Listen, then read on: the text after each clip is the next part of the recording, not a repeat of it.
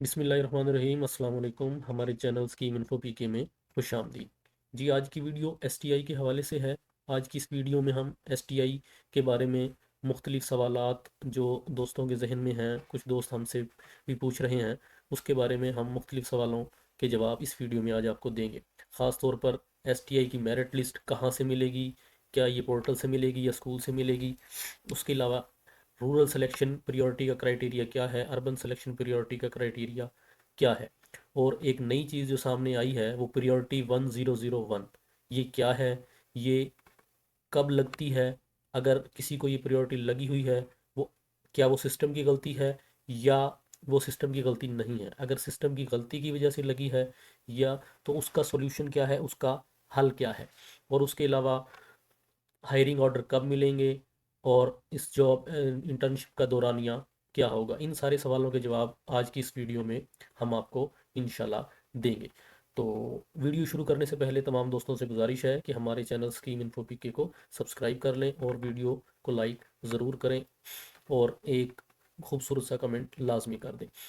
Channel को subscribe करने का फ़ायदा आपको ये होगा कि हमारी हर नई आने वाली वीडियो आप तक बर वक्त पहुँच सकेगी, और क्योंकि हमारी जो वीडियो है वो गवर्नमेंट की तरफ से आने वाली तमाम नई स्कीमों के बारे में होती है और मुख्तलिफ जॉब्स के हवाले से हम आपको वक्तन फ़वक्तन गाइड करते रहते हैं, बर वक्त और मुस्तनिद मालूमात देते रहते हैं। इसलिए हमारे चैनल को सब्सक्राइब ज़रूर करें ताकि हर नई आने वाली वीडियो बर वक्त आप तक पहुँच सके और आप बर वक्त उससे फ़ायदा हासिल कर सकें। तो चलते हैं जी, वीडियो शुरू करते हैं। तो ये एक मेरिट लिस्ट आप स्क्रीन पे आपके सामने शो हो रही है। तो इसके अंदर यहाँ पे आप देख सकते हैं कि प्रियोरिटी नंबर्स दिए गए हैं, 3, 7, 7, 8 और 10, यानी मुख्तलिफ कैंडिडेट्स के प्रियोरिटी नंबर्स यहाँ पर दिए गए हैं। और नीचे rural selection priority, urban selection priority, यानी रूरल सिलेक्शन प्रियोरिटी का क्राइटेरिया क्या है और अर्बन सिलेक्शन प्रियोरिटी का क्राइटेरिया क्या है, उसकी डिटेल भी यहाँ पर दी गई है। तो सब पहले इसको देख लेते हैं जी।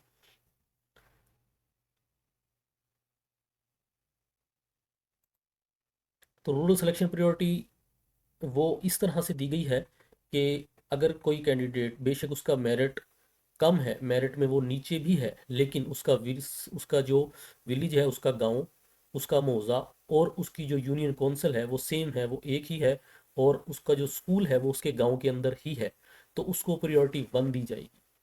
यानी वो मेरिट में बाकी सब लोगों को क्रॉस करके ऊपर आ जाएगा। और प्रायोरिटी नंबर 2 किसको दिया जाएगा कि वो शख्स या वो कैंडिडेट जिसका मौज़ा और यूनियन कौंसिल एक ही है, उसी के अंदर स्कूल वाक़ है, लेकिन जिस उसका जो गांव है उसके अंदर स्कूल नहीं है, और जो स्कूल है वो उसके किसी साथ वाले गांव में है। यानी जो स्कूल है वो उसके साथ वाले गांव में है, लेकिन जिस यूनियन कौंसिल और जिस मौजे के अंदर स्कूल है उसका भी सेम मौजा और सेम स्कूल है, उसको प्रायोरिटी नंबर 2 दी जाएगी। इसी तरह प्रायोरिटी नंबर 3 उसको दी जाएगी जिसकी यूनियन काउंसिल में तो स्कूल है, लेकिन ना तो उसके मौजे के अंदर स्कूल है और ना ही उसके गांव के अंदर स्कूल है जिस स्कूल के ऊपर उसने अप्लाई किया है। प्रायोरिटी नंबर 4 उसको दी जाएगी जिसकी यूनियन काउंसिल तो सेम है लेकिन गांव और मौजा वो मुख्तलिफ है। तो इस तरह से आगे प्रायोरिटीज़ चलती जाएंगी, फिर 4, 5, 6, 7, 8 और 10 नंबर तक प्रायोरिटीज़ जाएंगी।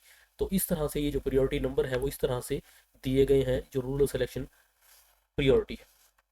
इसी तरह जो अर्बन सिलेक्शन प्रायोरिटी है वो भी रूरल से मिलती जुलती ही है। अर्बन सिलेक्शन जो प्रायोरिटी है वो भी रूरल सिलेक्शन की तरह ही है। सिर्फ फ़र्क ये है कि जो रूरल है, यानी जो देही इलाके, देहातों के इलाके होते हैं, वहाँ पे मौज़ा, यूनियन कौंसिल और गांव होते हैं, लेकिन जो शहर के इलाके हैं वहाँ पर मौज़ा या गांव नहीं होता, वहाँ पर वार्ड्स होते हैं। तो अर्बन सिलेक्शन के अंदर प्रायोरिटी नंबर 1 उस शख्स को दिया जाएगा जिसके वार्ड के अंदर स्कूल है और यूनियन कौंसिल के अंदर स्कूल है, यानी जहाँ पे उसकी रिहाइश है जिस वार्ड के अंदर, वो स्कूल भी उसी वार्ड के अंदर है और उसी यूनियन काउंसिल के अंदर है, तो उसको प्रायोरिटी 1 दी जाएगी। अगर उसका मेरिट कम भी होगा तो वो बाकी लोगों को क्रॉस करके मेरिट में या प्रायोरिटी में सबसे ऊपर आ जाएगा। इसी तरह प्रायोरिटी नंबर 2 उसे दी जाएगी जिसके वार्ड के अंदर तो स्कूल नहीं है लेकिन उसकी यूनियन काउंसिल के अंदर स्कूल है, उसको प्रायोरिटी नंबर 2 दे दी जाएगी। इसी तरह फिर प्रायोरिटी नंबर 3, 4, 5, यानी जैसे जैसे आप स्कूल से दूर होते जाएंगे, आपका स्कूल से डिस्टेंस ज़्यादा होता जाएगा, तो आपकी प्रायोरिटी नंबर भी ज़्यादा होता चला जाएगा। अब चलते हैं जी, मेरिट लिस्ट के अंदर प्रायोरिटी 1001 क्या है। तो कुछ कैंडिडेट का देखा गया है कि उनका प्रायोरिटी जो है 1001 आ गई है। तो पहले तो कुछ लोग समझ रहे थे कि शायद ये सिस्टम की गलती है, प्रायोरिटी नंबर 10 यानी 10 लिखना था, लेकिन सिस्टम की गलती की वजह से प्रायोरिटी 1001 लिख दिया गया है। लेकिन ऐसा नहीं है, ये सिस्टम की गलती नहीं है, ये जेन्युइन एक प्रायोरिटी है। तो ये प्रायोरिटी किसको दी जाएगी वो देख लेते हैं हम, कि किस कैंडिडेट की प्रायोरिटी 1001 होगी। तो जी प्रायोरिटी 1001 क्या है?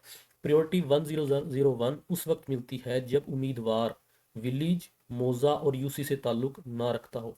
यानी जिस स्कूल में उसने अप्लाई किया है, ना तो वो उसके विलेज के अंदर हो, ना ही उसके मौजे के अंदर हो, ना ही उसके यूनियन काउंसिल के अंदर हो, और उसका जो फासला है वो स्कूल से काफ़ी ज़्यादा बनता हो। इसी तरह अगर शहर या अर्बन के केस में अगर हम इसको अप्लाई करें, तो वो ऐसे बनेगा कि जो स्कूल है ना तो उसके वार्ड के अंदर हो और ना ही उसकी यूनियन काउंसिल के अंदर हो, और उसका स्कूल से फासला काफ़ी ज़्यादा हो, तो उन लोगों की जो प्रायोरिटी है, यानी कि वो अदर देन में आ जाते हैं, उनकी प्रायोरिटी 1001 सिस्टम उनको दे देगा।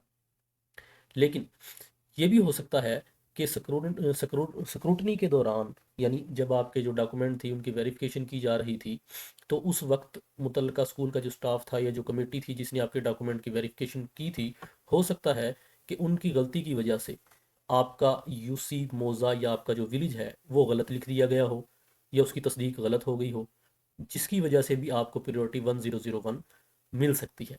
तो इसमें दो केस हैं, एक तो ये है कि आपको जेन्युइनली आप जो है आपका फासला स्कूल से ज़्यादा है जिसकी वजह से आपको प्रायोरिटी 1001 आपकी आई है, वो तो आप ठीक है।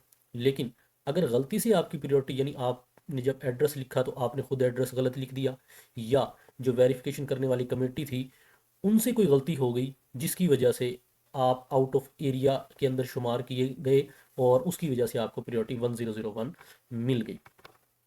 तो अब इसका हल क्या है वो देख लेते हैं हम। इसका हल क्या है?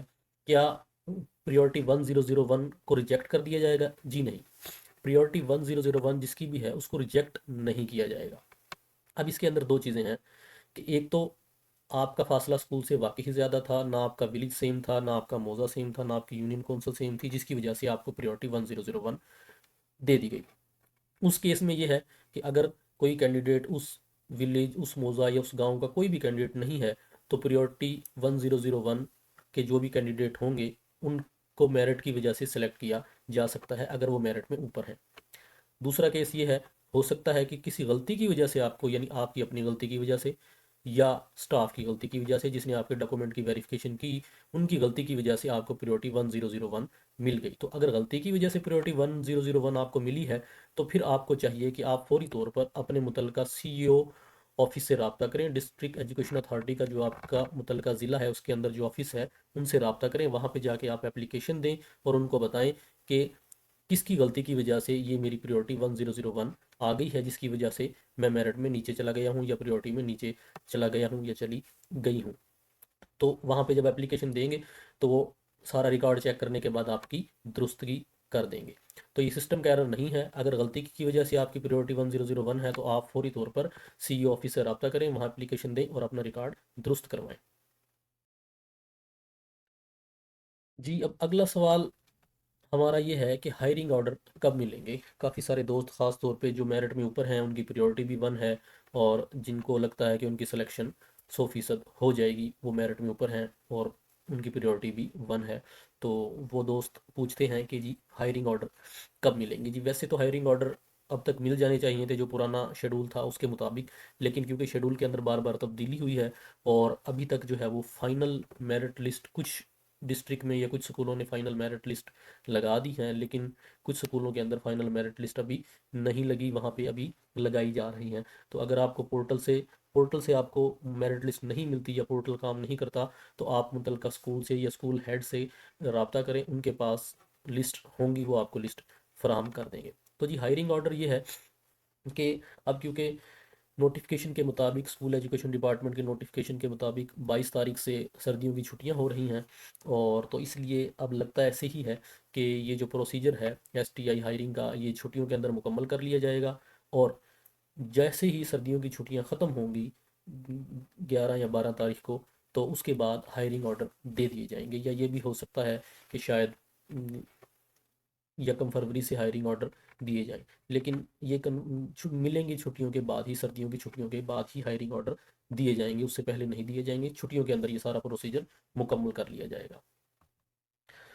हायरिंग ऑर्डर का ड्यूरेशन कितना होगा, यानी ये कितने टाइम, 1 साल के लिए होंगे या कम के लिए होंगे, तो वो जैसे पिछली दफ़ा हुआ था, हाँ, जब एसटीआई को रखा गया था तो उसमें ऐसे हुआ था कि एक दफ़ा जो ऑर्डर दिए गए थे वो गर्मियों की छुट्टियों तक यानी 31 मई तक के दिए गए थे, और उसके बाद वो ऑर्डर ख़त्म हो गए थे। और उसके बाद गर्मियों की छुट्टियों के बाद दोबारा से नए ऑर्डर या नए हायरिंग ऑर्डर दिए गए थे। तो इस दफ़ा भी लगता ऐसे ही है कि बिल्कुल उसी तरह ही होगा। सर्दियों की छुट्टियों के बाद हायरिंग ऑर्डर दिए जाएंगे, और वो ऑर्डर जो है वो गर्मियों की छुट्टियां यानी, क्योंकि ये 1 जून से होती हैं, तो 31 मई 2026 तक वो ऑर्डर वैलिड होंगे, और उसके बाद वो ऑर्डर ख़त्म हो जाएंगे। उसके बाद गर्मियों की छुट्टियां आ जाएंगी, और उसके बाद गर्मियों की छुट्टियां जैसे ही ख़त्म होंगी तो दोबारा से फिर नए ऑर्डर उन्हीं लोगों को दोबारा दिए जाएंगे दोबारा से। उसके अंदर ये होगा, गवर्नमेंट जो है वो जो गर्मियों की छुट्टियां या सर्दियों की जो छुट्टियां हैं उनके जो ड्यूज़ है या उसके तनख्वाहें आप समझ लें कि वो बचाना चाहती है। हालांकि ऐसे होना नहीं चाहिए, लेकिन क्या कर सकते हैं, जो भी है एक पॉलिसी है उसी के तहत ये सारा प्रोसीजर चल रहा है। तो जी ये थी हमारी आज की वीडियो, उम्मीद है आपको पसंद आई होगी। काफ़ी दोस्त जो है बार बार मेरिट लिस्ट का पूछते हैं, तो मैं एक दफ़ा फिर आपको बता दूं कि मेरिट लिस्ट जो है अगर आपको पोर्टल से नहीं मिलती, पोर्टल क्योंकि वर्क नहीं कर रहा, वो काम नहीं कर रहा, तो आप जो है मुतलका स्कूल हेड से रब्ता करें, और वह वहाँ से आपको मेरिट लिस्ट मिल जाएंगी। और उसके अंदर अगर किसी भी किस्म की कोई गलती है आपके मेरिट के अंदर या किसी और चीज़ के अंदर, तो फौरी तौर पर आप CO ऑफिस जाकर एप्लीकेशन देकर अपनी गलती दुरुस्त करवा लें। तो ये आज की वीडियो थी, उम्मीद है पसंद आई होगी। वीडियो को लाइक ज़रूर करें। अगर आपका किसी भी किस्म का कोई सवाल है तो आप फौरी तौर पर कमेंट करके पूछ सकते हैं, हम फ़ौरन उसका जवाब देंगे। और दोबारा गुजारिश है, चैनल को ज़रूर सब्सक्राइब करें ताकि हर नई आने वाली वीडियो आप तक फ़ौरन पहुंच सके।